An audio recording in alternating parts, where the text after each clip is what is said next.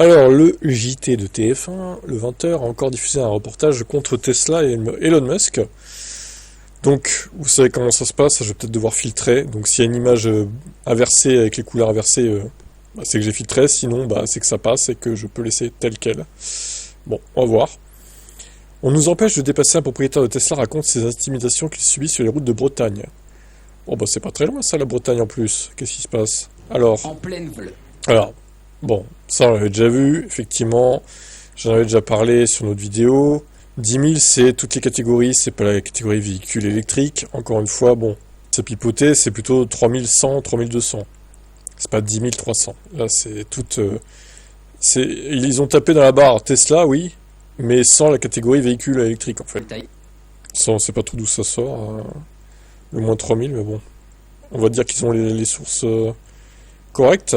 Ah, lui, on l'a déjà vu aussi, là. Le gérant a même annulé. Ça, on avait fait une vidéo sur le sujet, effectivement. C'est lamentable, ce genre d'acte.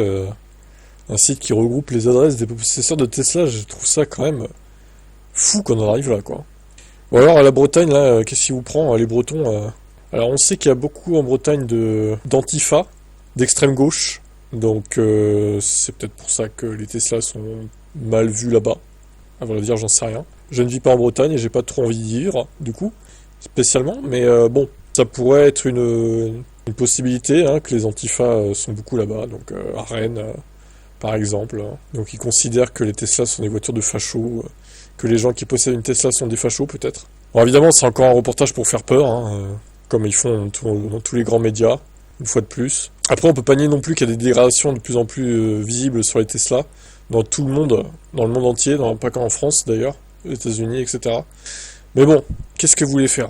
Est-ce que c'est bon d'en parler tout le temps pour inciter directement les gens à dégrader les véhicules aussi, finalement? Au final, les gens, ils voient ce reportage, ils vont se dire, ah ouais, c'est pas mal ça de dégrader les Tesla. Moi aussi, je déteste Elon Musk. Je vais faire pareil, donc. Ouais, c'est ce que ça risque de produire, à mon avis. Quel est votre avis sur ce reportage?